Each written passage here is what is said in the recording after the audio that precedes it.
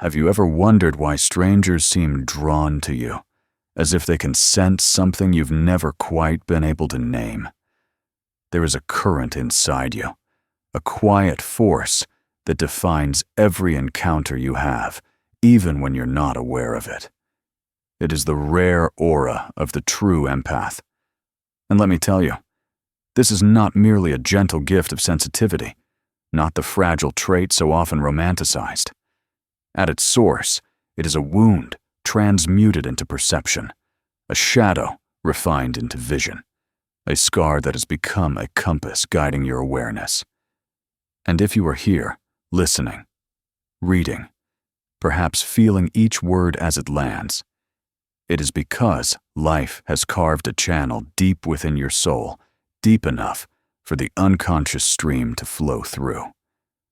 We are taught to think of empathy as a virtue, a kind of divine kindness that glows softly in the world. And in a way, it is.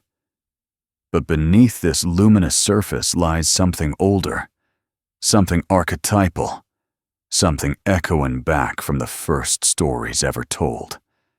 It is the inheritance of the wounded healer, the timeless echo of Chiron, who could not heal himself, yet felt the pain of every living creature.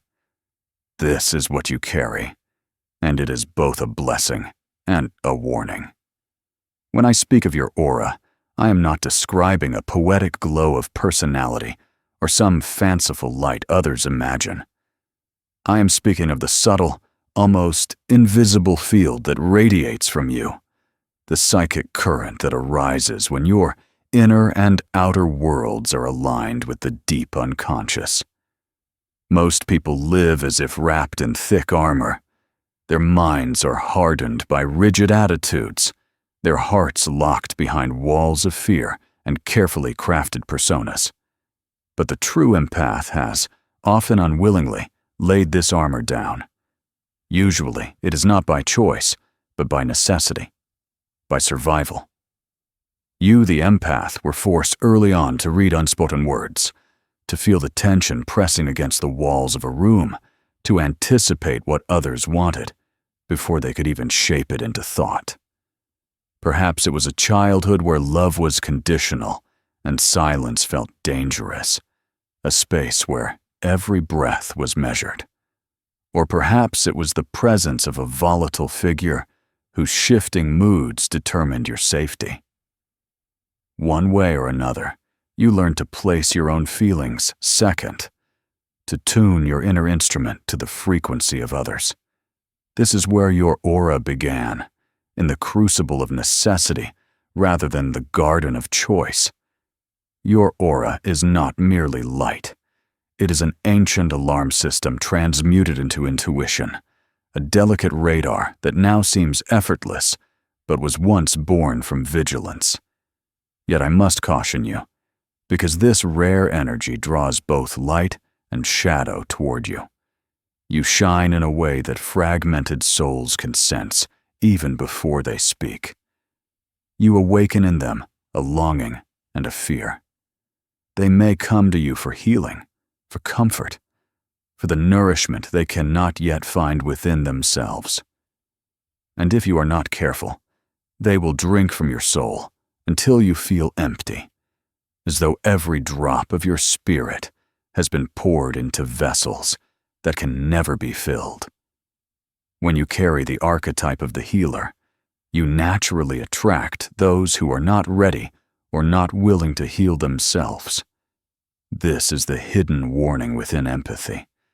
If the unconscious is left unexamined, it can become a kind of prison, binding you so tightly to the suffering of others that the line between their pain and your being dissolves. Where do they end, and where do you begin? The unconscious does not speak in plain words. It communicates in symbols, in dreams, in encounters that seem strangely fated. Have you ever dreamed of a forest, heavy with shadows and filled with whispering voices? The trees leaning close, as if eavesdropping on your thoughts. This is not mere fantasy or illusion. It is your psyche, reminding you that you are woven into the vast living web of feeling that extends far beyond the individual self. Empaths move through life like open instruments, and the world plays its music through them, whether grief, rage, or fleeting beauty, often without consent. But to live in this way without awareness is to become haunted, carrying energies that do not belong to you. So I must ask, what is the true cost of carrying everyone's pain? There is a story in alchemy of the vessel that must endure fire. This vessel must hold both poison and gold, containing transformation without breaking. If the vessel cracks, all is lost. You are that vessel. If you do not learn to temper the burning heat of the world's suffering, if you cannot discern what is truly yours from what is not, you risk shattering. And when that happens, the result is resentment, exhaustion, a draining away of the very life force that makes your aura so rare. Many empaths mistake this collapse for fate, as though the world were destined to consume them whole. But it is not fate, it is the absence of shadow work. Shadow work is the path I would guide you toward, for within your shadow, the buried, denied, or ignored part of you, lies the secret key to your boundaries. Many empaths believe that saying no is cruel, that creating distance from pain is selfish. But this is an illusion, a mask shaped by the overgrown persona of the good one, the endlessly self-sacrificing soul who must always give. Yet within the shadow is a different truth. Your anger, your instinct for self-preservation, your unspoken desire to lay down what does not belong to you. To become whole, you must allow this shadow to breathe. You must let the forest in your dreams speak to you, not as a threat lurking in the darkness, but as a guide whispering from within. I have said before that the greatest privilege of a lifetime is to become who you truly are. And for the empath, this journey is more intricate, more layered, because your sense of self has been shaped again and again by the emotions and needs of those around you. It is as though you stand before a mirror that has absorbed not only your reflection, but also the reflections of everyone you have ever loved, feared, or tried to save. And so, when I turn to you with the question, who are you? You may discover that the answer is far more elusive than it seems. You are not the sum of other people's wounds. You are not the echo of someone else's suffering. And yet, you have spent years, perhaps even a lifetime, building yourself into a balm for others, a safe harbor where the broken come to rest. This is noble, deeply human, and often necessary. But do not mistake it for the conclusion of your story, for there comes a moment in the life of every true empath when the unconscious rises with force and demands a confrontation. It may appear suddenly, like a storm breaking without warning, a crisis that shakes you to your core, a wave of burnout so heavy you can no longer stand, a relationship collapsing in betrayal, or perhaps a dream so vivid, so searing, that it cracks the very foundation of your identity. This is not mere chaos. This is your psyche declaring enough. It is your inner life urging you to reclaim the energy that has been scattered, urging you to turn your gaze inward before you dissolve into the needs of everyone else. In that confrontation, guilt may whisper in your ear. You may fear that by setting limits, you are abandoning those who depend on you. But consider this truth.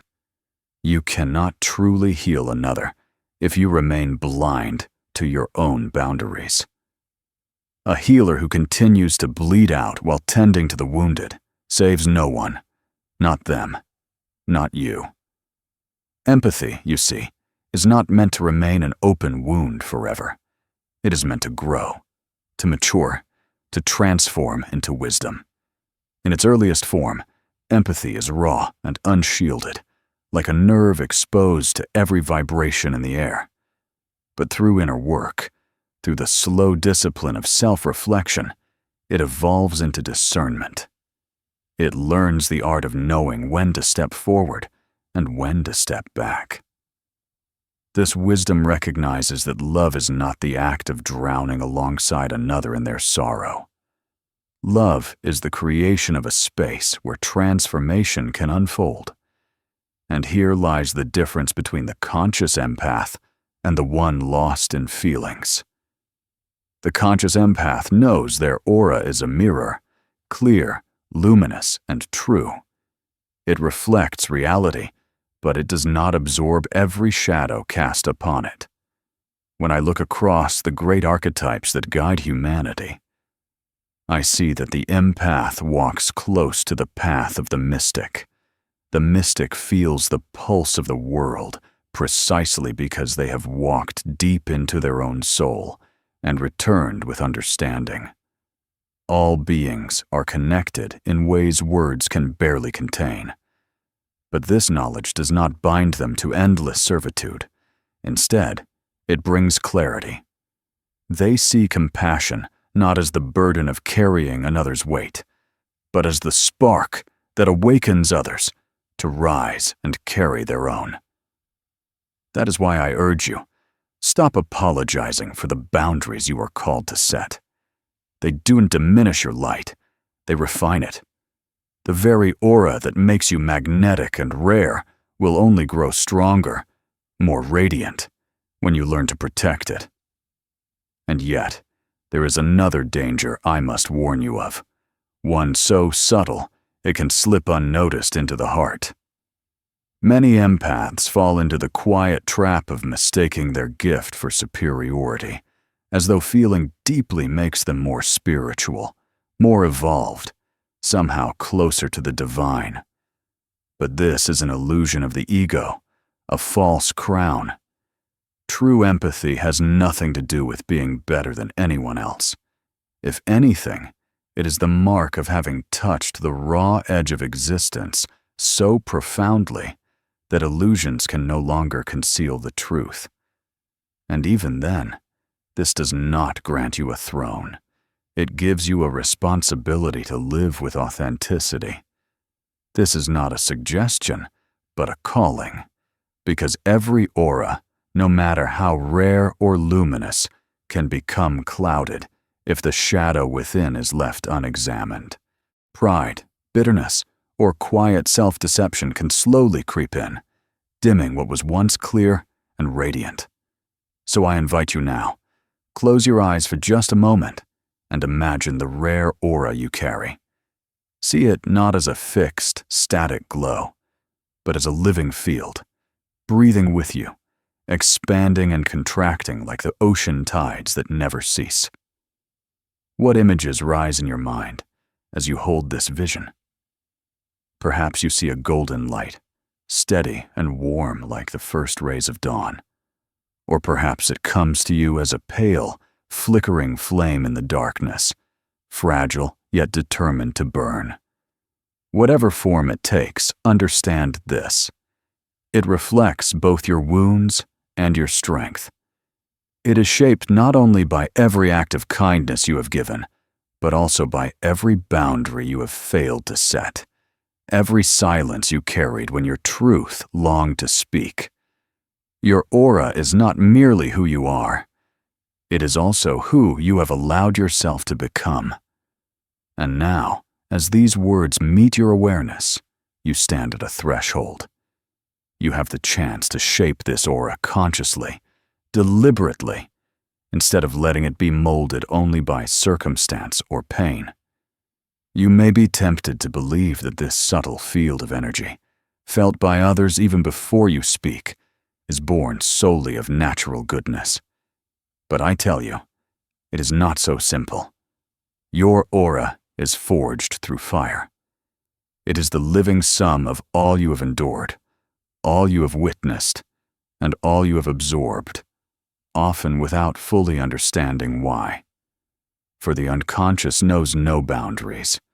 It does not respect the walls we build between ourselves and the world. As an empath, you came into life with cracks in those walls, or perhaps those walls were shattered too early by events you could not control. And through those openings, the energies of others poured into you. At first, that was overwhelming, almost unbearable. Have you not wondered why a crowded room leaves you drained, as if the very air had stolen your strength? Or why the sorrow of a stranger can linger in your chest as though it were your own heart breaking? You may notice, too, that certain people leave you hollow, stripped of energy, while others fill you with a vitality you cannot explain.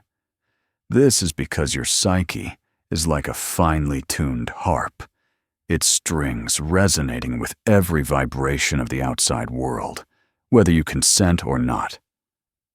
But here lies the deeper truth. The rare aura of the true empath is not only receptivity, it is alchemy. It is the unconscious capacity to transform pain into understanding, to take the unspoken suffering of another and shape it into a bridge of connection that heals.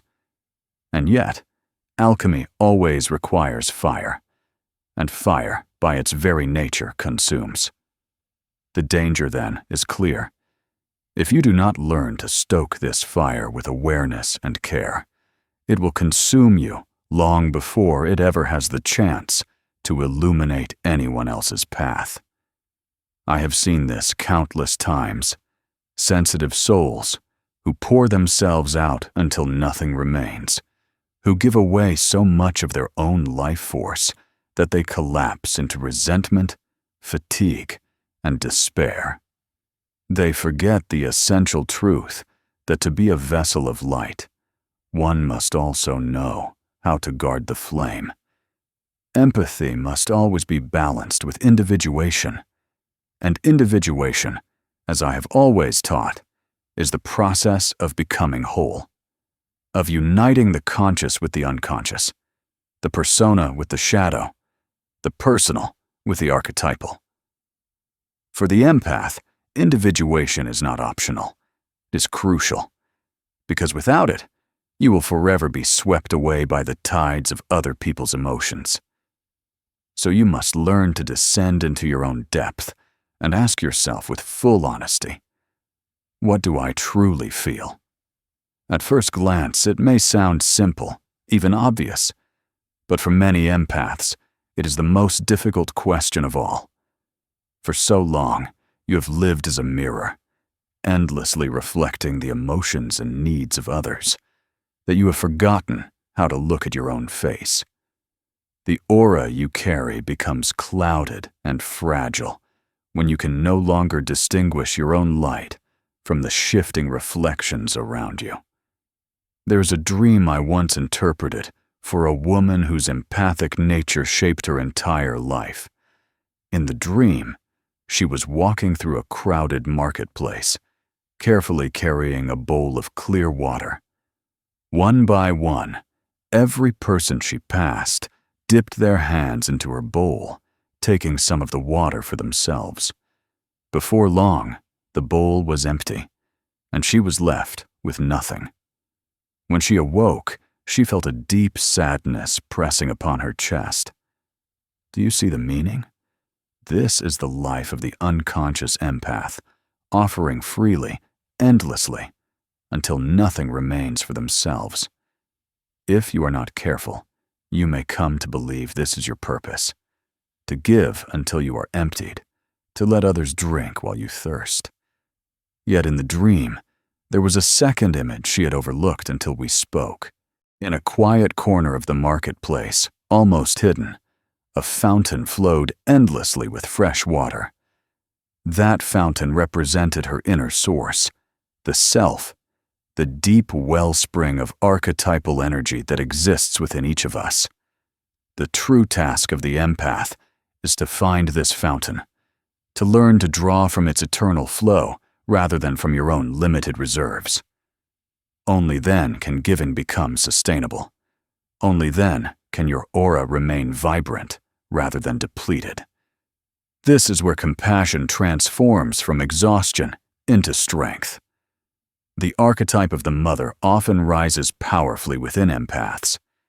Even in those who are not mothers, by biology or gender, there is an instinct to nurture, to soothe, to cradle the suffering of others as though holding a fragile child. But when this archetype becomes inflated, it can turn destructive. It shifts into martyrdom, the belief that one must sacrifice everything for the well-being of others. But let me be clear, this is not true empathy.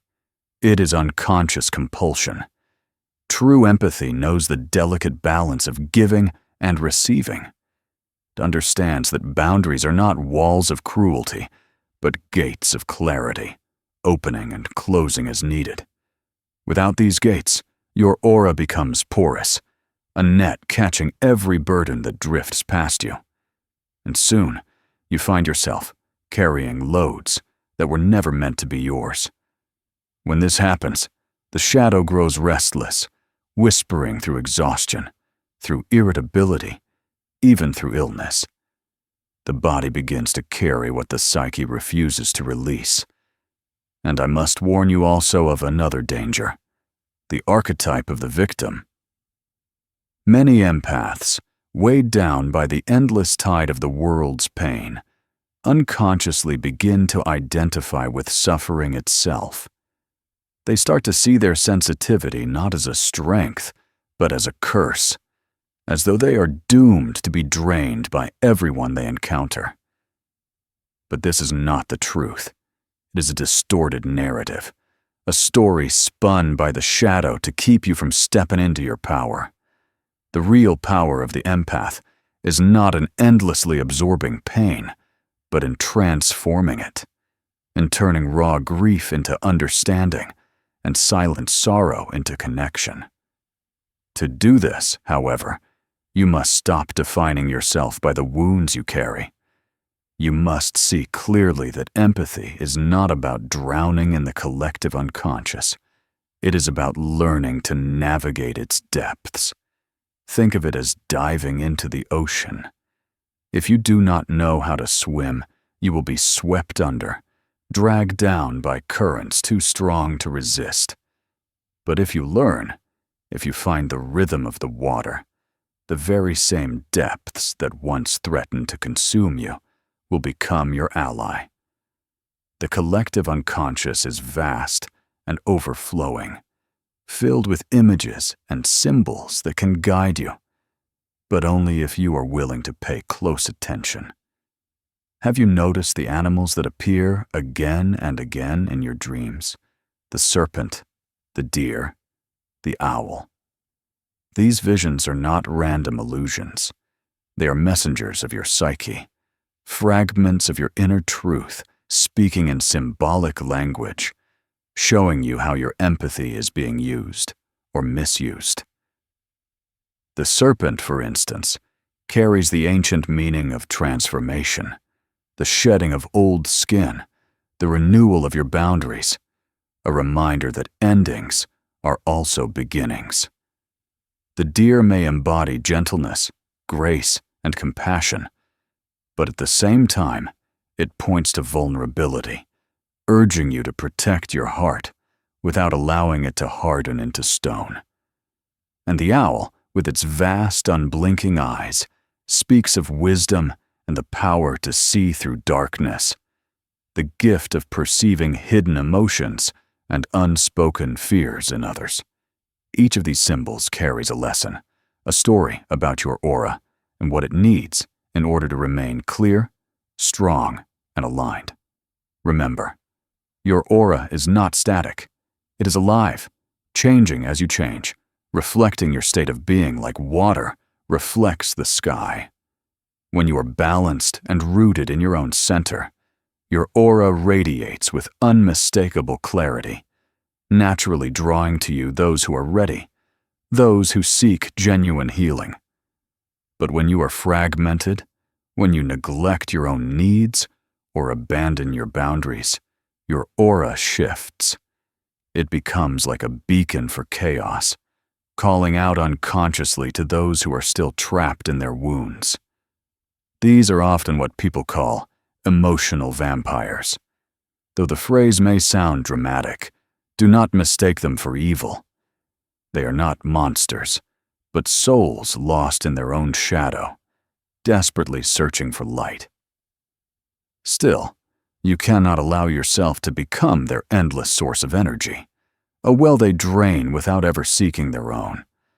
You must recognize the difference between those who come to grow and those who come only to feed on the light you carry. And this recognition is not cruelty. It is discernment. And discernment is love in its highest form. There is, however, a profound solitude that accompanies the life of a true empath. You see and feel what others cannot. You notice the undercurrents in conversations, the grief hidden behind a polite smile, the tension woven between words unspoken. At times, it may make you feel alien, as if you are living in a slightly different dimension than everyone else around you. But this solitude is not punishment. It is a calling. For the archetype of the seer, the oracle, lives within you. To carry such perception is to stand at the threshold between the visible world and the mysteries of the unconscious. And I tell you this with certainty. The world needs such souls now more than ever. But it does not need empaths who are burned out, scattered, or broken. It needs empaths who have learned to stand firm in their own center, who have turned their gift into a conscious tool rather than a source of endless suffering. I'll give you an image to hold. Imagine a candle in a dark room. The candle does not rush frantically toward the corners to chase away the darkness, nor does it exhaust itself by trying to illuminate every shadow at once. It simply burns, steady, calm, and bright, and by doing so, it naturally gives light, effortlessly revealing what is near without struggle. This is the way of the conscious empath. You do not need to absorb every shadow, every ache, every fragment of sorrow in order to bring healing. You only need to stay connected to your own flame, guarding it like a sacred fire. When you burn from within, when your own center remains steady, others will find their way to your light. And the right ones, those truly ready, will light their own candles beside you, creating a circle of illumination that grows without force. But you must remember, not everyone who approaches you comes to light a candle. Some arrive carrying the wind of their chaos, and their storms threaten to extinguish your flame if you are not careful. Protecting that flame is not selfishness, it is survival. The rare aura of a true empath is not born from perfection or from endless giving, but from the willingness to remain open-hearted in a world that has tried, again and again, to close you.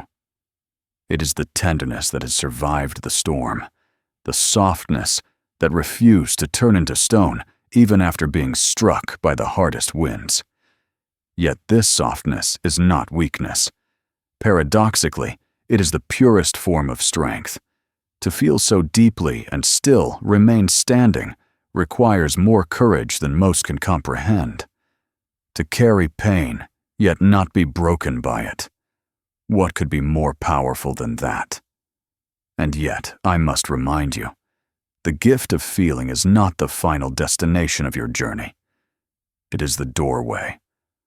To stand in that doorway without moving forward is to remain forever overwhelmed, caught in the tide of sensations and emotions, both your own and those of others.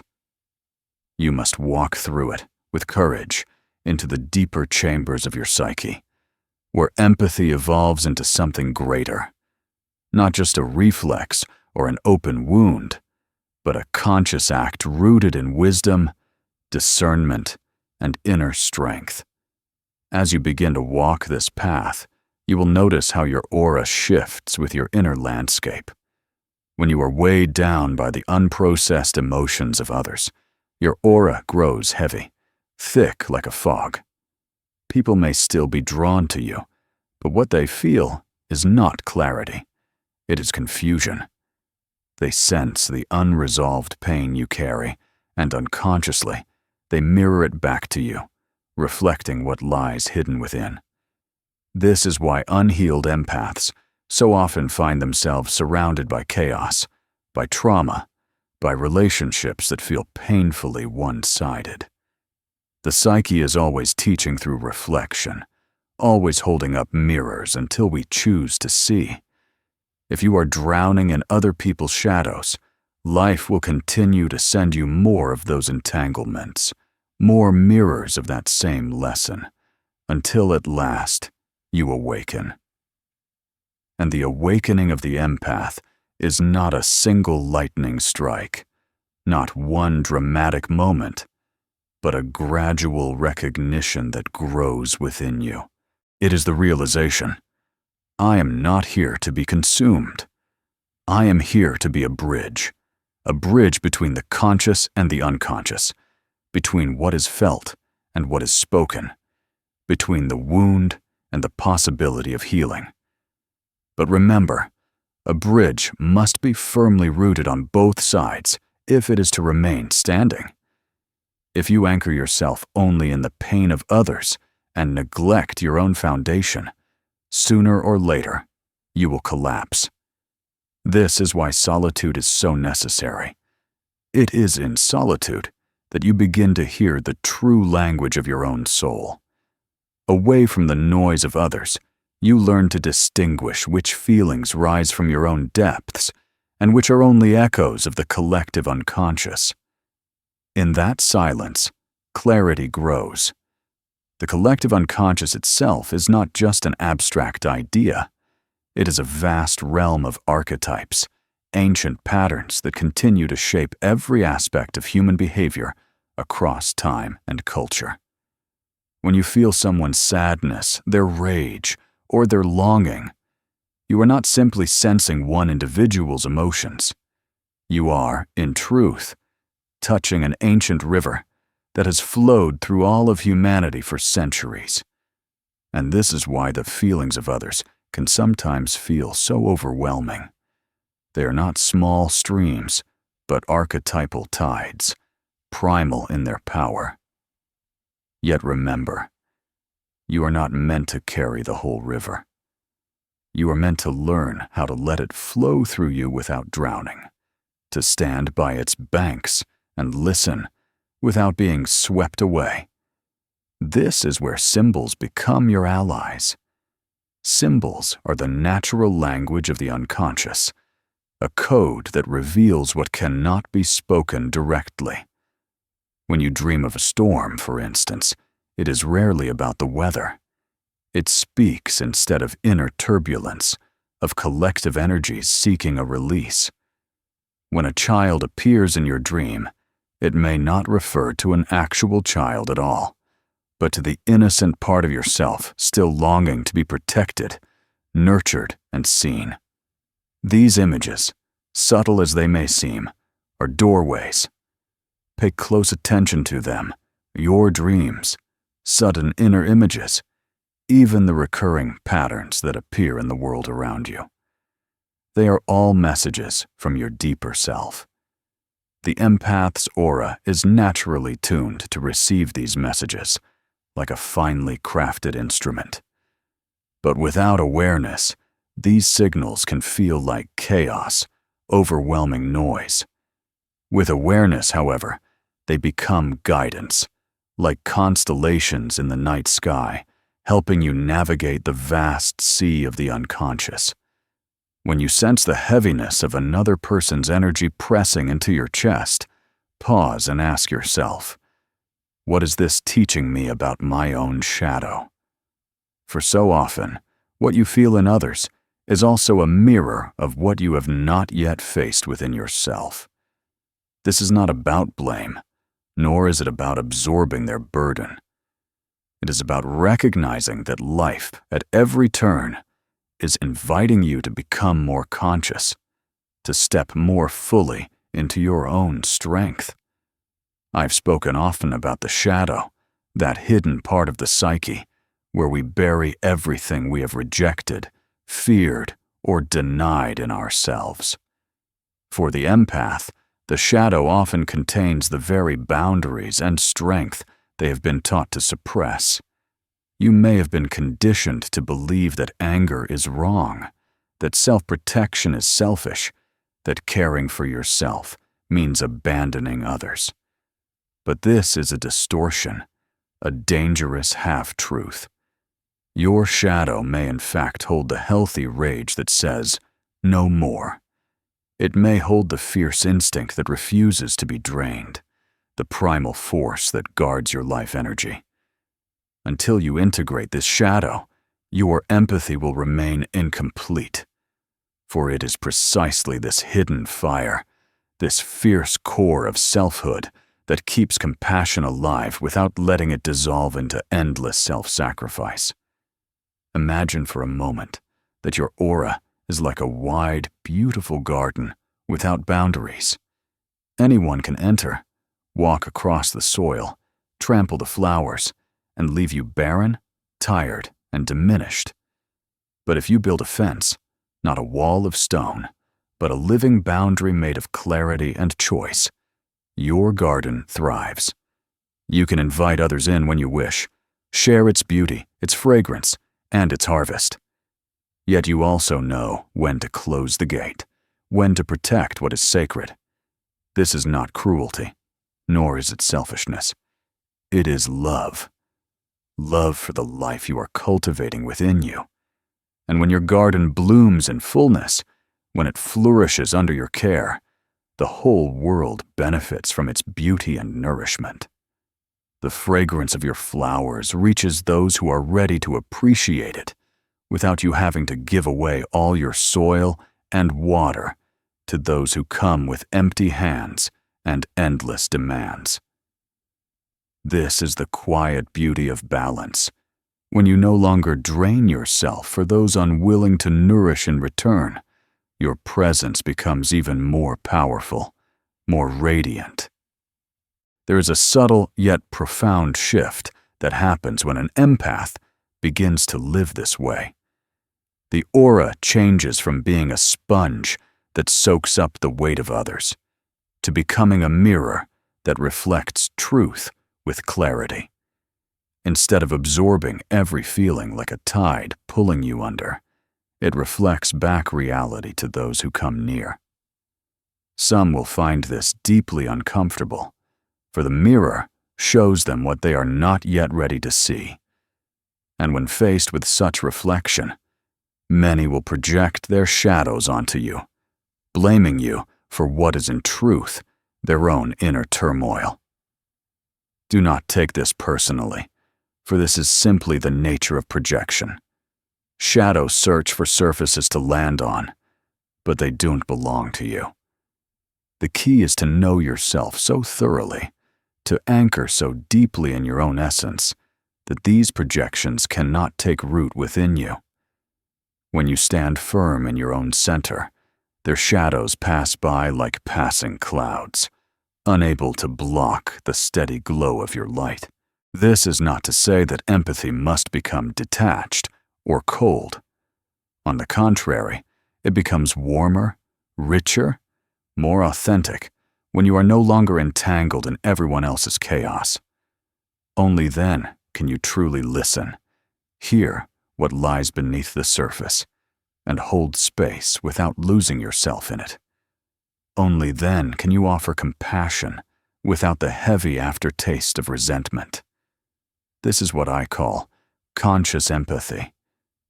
Empathy refined through the fire of self-awareness, strengthened through the discipline of boundaries. Conscious empathy no longer seeks validation by endless giving. It no longer confuses exhaustion with virtue or self-sacrifice with love. Instead, it flows like a river that knows its course, winding gracefully yet firmly through the landscape of life. And in speaking of this flow, I must turn to the archetype of the wounded healer. This is an ancient pattern that echoes across myths and traditions. The figure who heals others precisely because they have known the reality of suffering. Chiron, the wise centaur, was struck by a wound that would never fully heal. And yet, because of that wound, he became a great teacher and healer, one who could guide others through pain because he had walked its terrain himself. The empath carries this archetype often unknowingly. Your sensitivity, your rare attunement to others, is born of the wounds you have endured. But here lies the danger. You may remain too closely identified with the wound, believing your purpose is to bleed endlessly for others. This is a misunderstanding of the archetype. The wounded healer does not heal by being perpetually broken. They heal by transforming the wound into wisdom, by turning raw pain into a reservoir of compassion and insight. Ask yourself, have you been carrying your wound like a badge, as though it defines your entire identity? Or have you begun to see it as a gateway, a threshold leading you towards something deeper?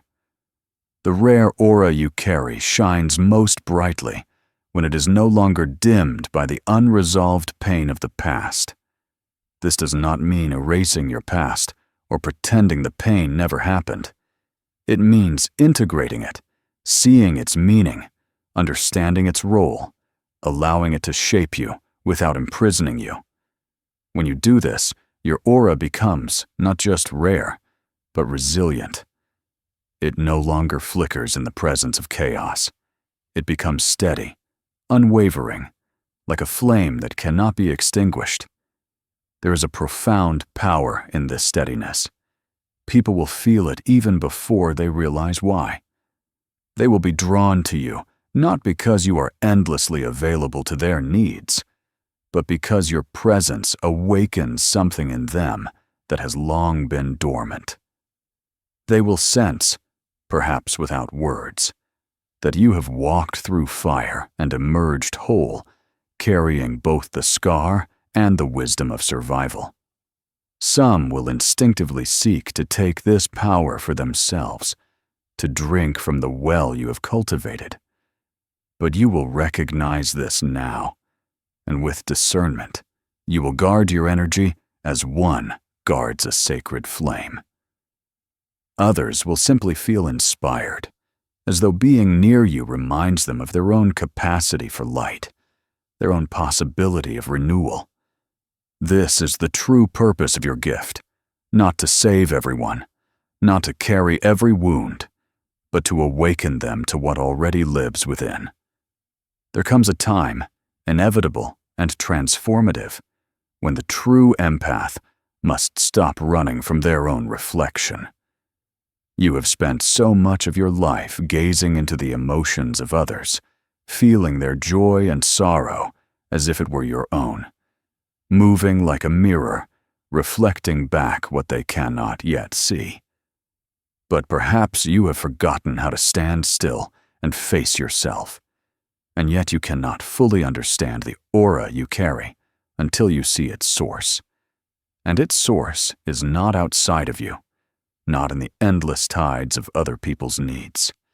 It is within, in the quiet depths of your own unconscious, where your true self waits like a hidden treasure, buried beneath the layers of who you were told to be. Most people live at the surface of life, unaware of the archetypes shaping their every thought and action. But you, as an empath, are constantly pulled into the depths, sensing what others cannot name. This is both your gift and your challenge, to walk through the world with your senses open while still protecting your own ground. You have a natural connection to the collective unconscious, that vast ocean of symbols, instincts, and forgotten truths that belongs to all of humanity. When you feel someone's pain, you are not merely feeling them as an individual. You are touching a universal wound, a pattern that has existed since the dawn of time, a story written in countless hearts. This is why your empathy often feels so overwhelming, so tidal.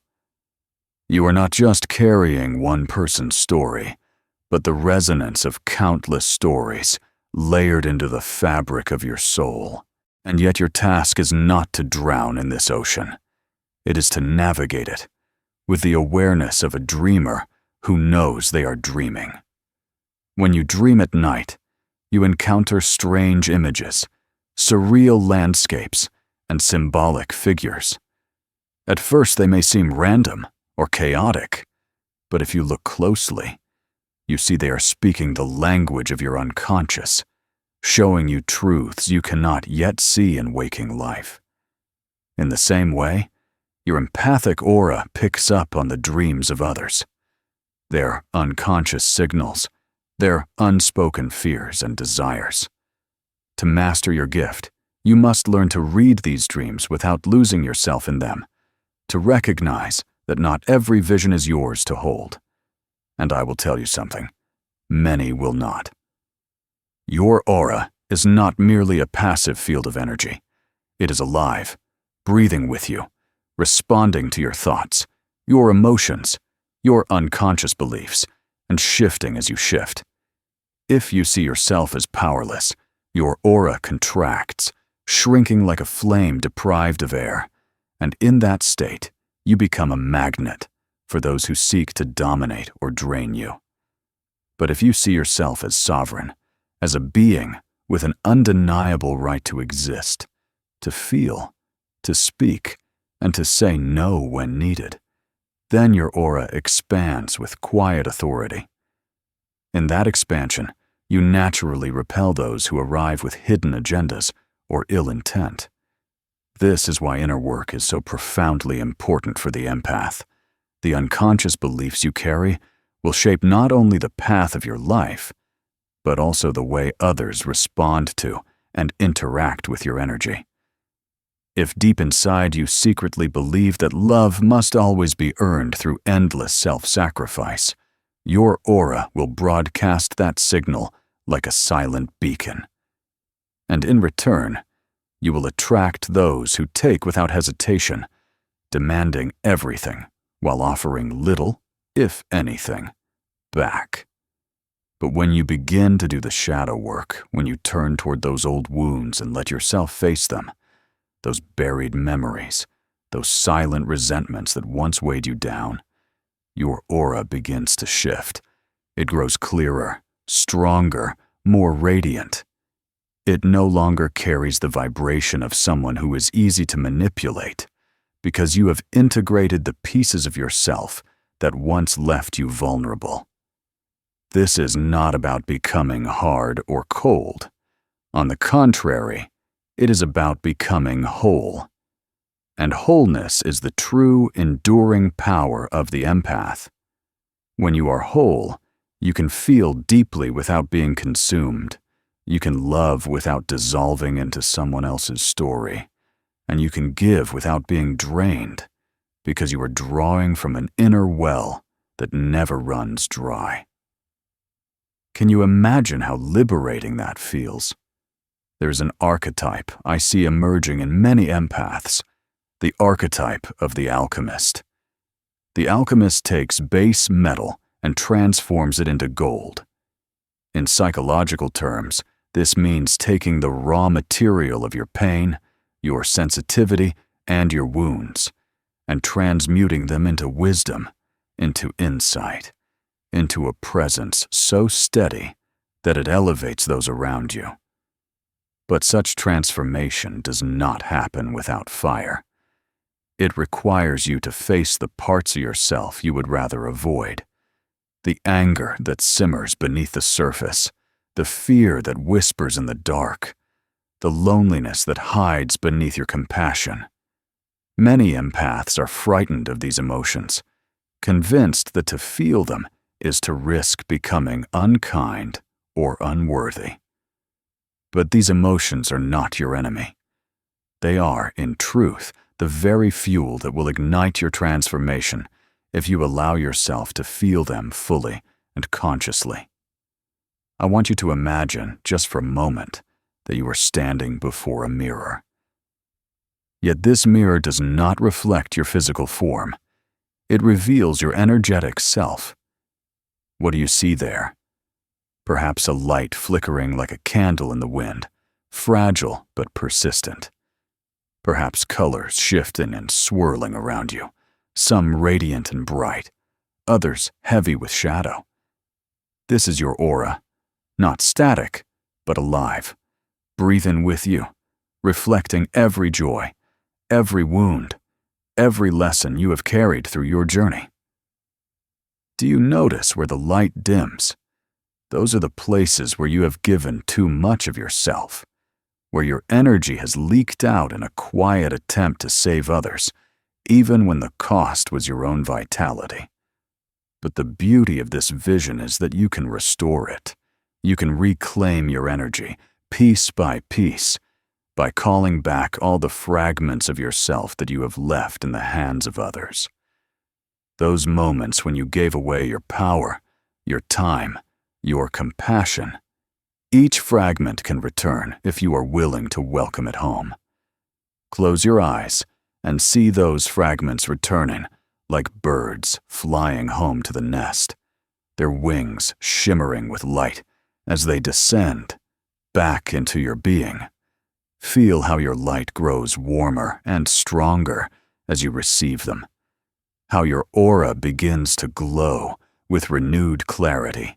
The empath's path is not about avoiding pain or pretending it does not exist. It is about learning to see pain as a teacher, a quiet guide pointing the way forward. Every time you feel the sorrow of another, ask yourself, what is this teaching me about compassion, about boundaries, about my own soul? Pain is not an enemy to be fought. It is a messenger pointing to what still longs to be healed within and around you. But you must also remember that not every pain you feel is yours to heal. Some pain belongs to others, and your task is only to witness it, to hold space for it, without absorbing it into your own body. This is perhaps the hardest lesson for an empath, to care without carrying, to love without losing oneself. Yet it is also the most liberating. You may wonder why you were given this gift, why you were born with such sensitivity in a world that often feels harsh, loud, and unkind. I believe it is because the world urgently needs people who can feel. We live in a time when so many have become numb, disconnected from their own hearts, moving through life like sleepwalkers. Your aura is a living reminder of what it means to be fully alive, to be attuned to the subtle currents of the human soul, to sense the invisible threads that bind us together. But you cannot offer this gift if you are exhausted, if you have allowed your sensitivity to turn into suffering. If you have been pouring from an empty cup, you must first learn to nurture yourself, to protect and rekindle your own light. Only then can you be a true beacon for others. Think of the mystics, the sages, the healers of old. They were not simply people who felt deeply. They were people who learned to hold their feelings like fire, transforming it, refining it, until it became a steady light. They spent time in solitude, in silence, in communion with the deeper truths of life. They understood that empathy without inner strength is like water without a vessel. It spills everywhere and is wasted. Your aura is your container, the sacred vessel that holds your gift, the invisible boundary that keeps your energy intact.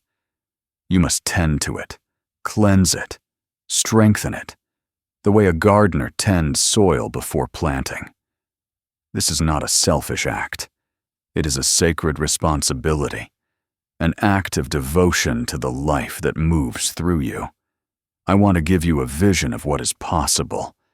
Imagine yourself standing in the center of a room, surrounded by people with all their emotions, their desires, their unspoken fears swirling like invisible currents. You feel it all, but you are not overwhelmed.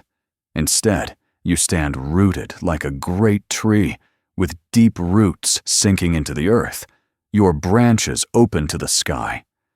The winds of other people's energies blow around you, but they don't knock you down. You can sense their pain without taking it on, because you know, deeply and clearly, where you end and they begin.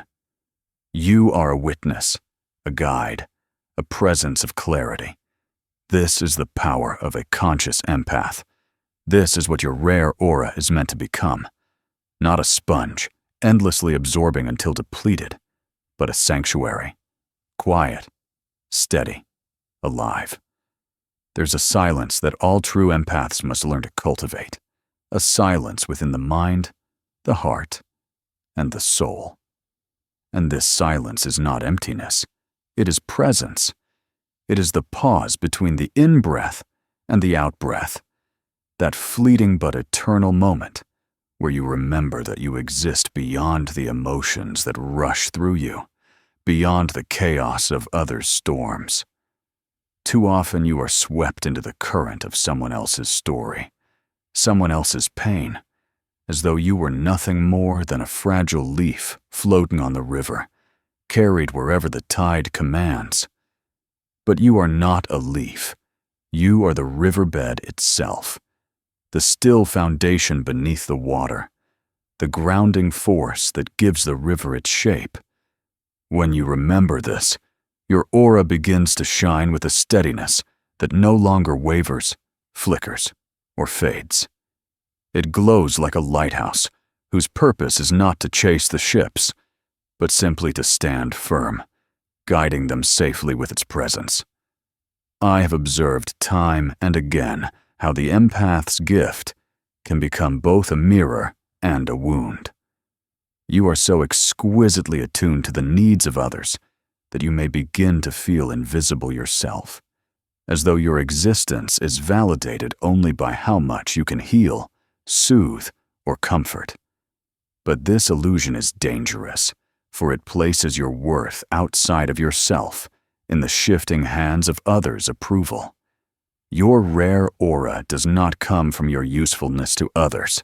It comes from the sheer, undeniable fact of your being, your presence, your truth, your existence.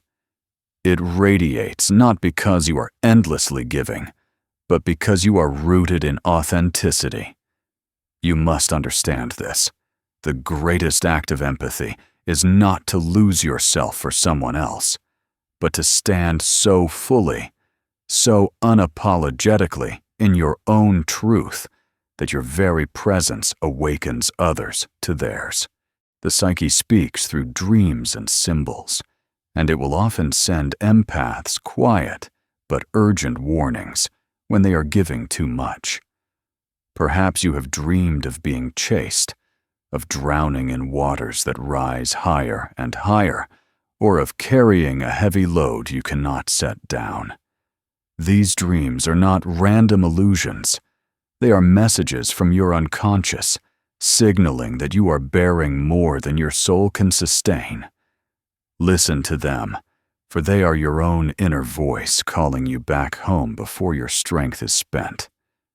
If you ignore them, life will send louder signals: fatigue that lingers, illness that forces stillness, emotional collapse that leaves you with no choice but to stop and reclaim your energy. Do you see the paradox in empathy that so few understand? To truly feel others, you must first feel yourself.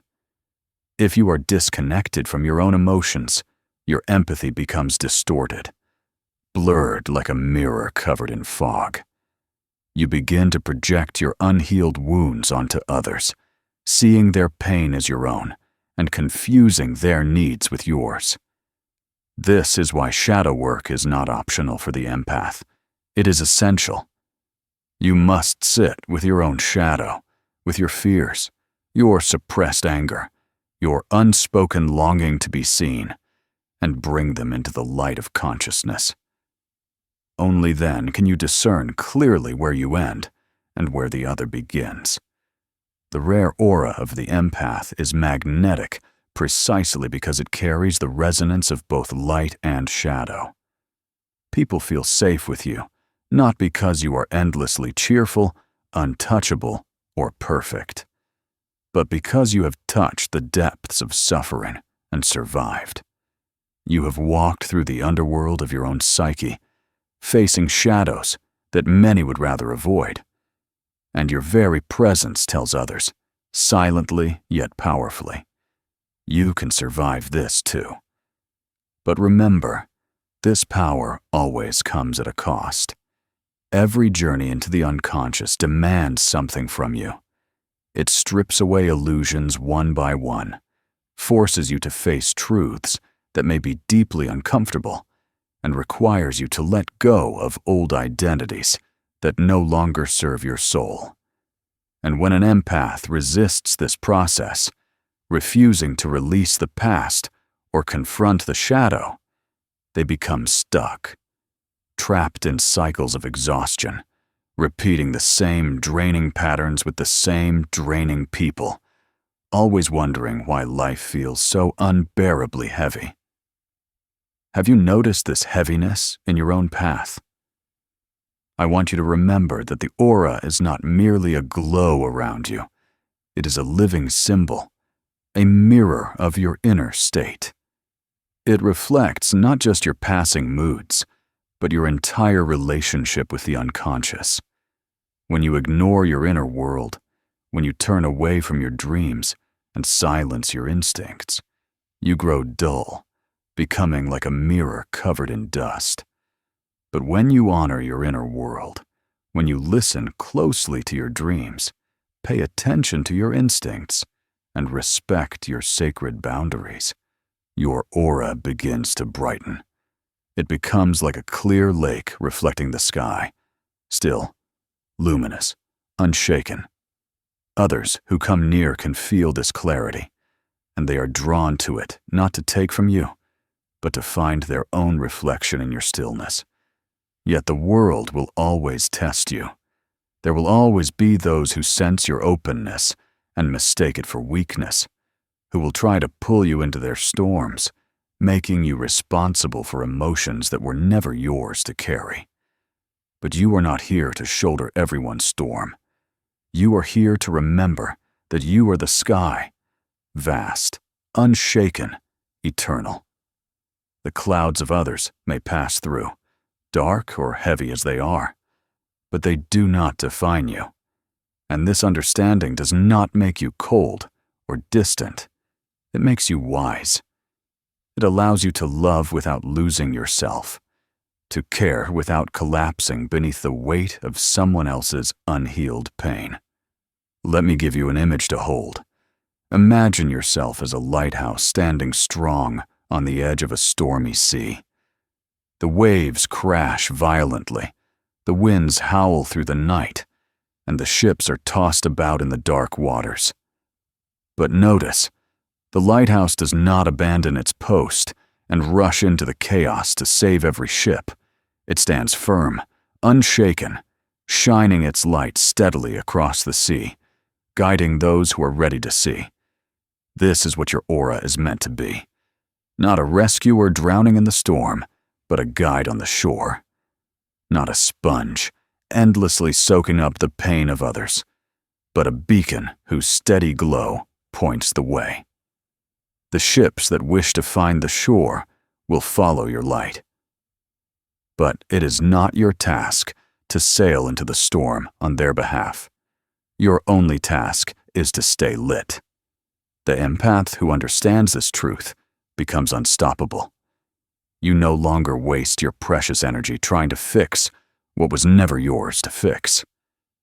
You no longer feel guilty for resting, for saying no, or for choosing your own well-being above the endless demands of others. Instead, you begin to see that by protecting your energy, you are actually serving others more deeply, more truthfully, and more sustainably. When you are whole, your very presence itself becomes healing. You do not need to force words, to constantly explain, or to always take action.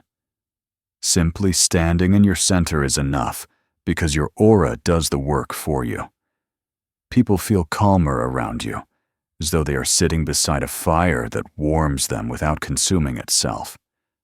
Not because you have absorbed their pain, but because you have learned to stand unwaveringly in your own truth.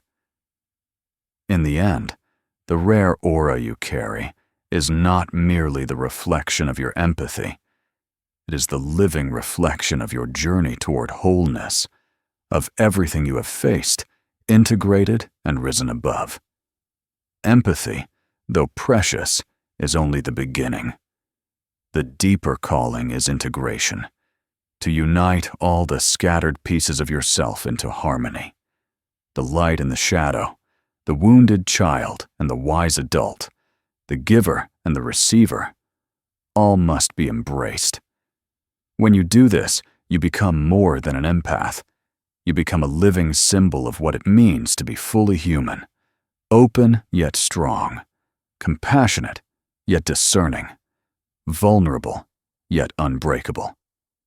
And so I ask you now, what will you do with this rare aura that you hold? Will you continue to let it be drained by those who cannot yet see their own light? Or will you honor it, protect it, and let it shine as it was always meant to, not as a sacrifice, but as a sacred gift? The choice rests in your hands. But remember this truth. The world needs empaths who are awake. It needs those who have transformed their sensitivity into wisdom, who can walk straight into the chaos of life without losing themselves in the noise. And you are such a soul, or you would not be here now, listening, reflecting, and feeling these words echo in the quiet chambers of your heart. And if you ever doubt your strength, pause and look back at all you have already survived. Look at the storms you have endured, the nights you thought you would never rise from, the pain you have transmuted into deeper understanding. That is your proof. Your aura is not rare because you have never been broken. It is rare because you have been broken, and yet you still choose, again and again, to love, to feel, to see. This, dear one, is the highest form of courage, and it is the very essence of what it means to live a truly conscious,